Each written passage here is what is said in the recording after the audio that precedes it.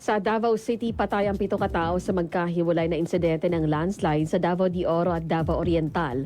Kinumpirma ng local government ng Moncayo na nasawi dahil sa landslide ang isang ama at dalawa niyang mga anak na lalaki. Nananawagan ng LGU sa mga mamamayan na nakatira sa mga landslide at flash flood prone areas na maging mapagbantay. Patay din sa pagguho ng lupa ang 4 na mga miyembro ng pamilya sa Mati City. Sa Butuan City, bumaha naman sa ilang bahagi ng Caraga Region kahapon dahil sa malakas na ulan dulot ng shear line. Ayon sa report ng Office of the Civil Defense Caraga, apektado ng pagbaha ang higit sa 21,000 na pamilya o 93,000 na mga individual mula sa 61 barangays. Karamihan sa mga binahang pamilya ay lumikas sa mga evacuation centers. Habang patuloy naman ang monitoring ng NIA sa water level sa mga irrigation systems sa lalawigan.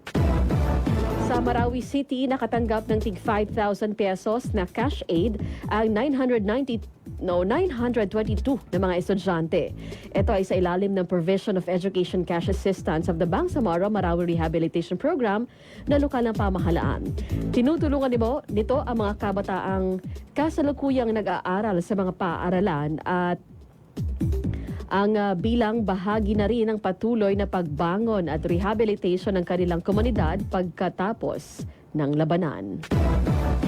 Sa Davao City uli, ang Department of Social Welfare and Development Region 11 ay agad na nagpaabot ng tulong sa mga pamilyang naapektuhan ng sunog na sumiklap noong Miyerkules ng gabi. Ayon sa DSWD-11, kasalukuyang isinasagawa ang profiling at validation upang masiguro na ang tamang tulong at kaukulang serbisyo ay maibibigay ng mabilis at maayos. Batay sa paunang ulat ng City Social Welfare and Development Office, umabot na sa 26 families at 14 na individual ang naapektuhan ng insidente.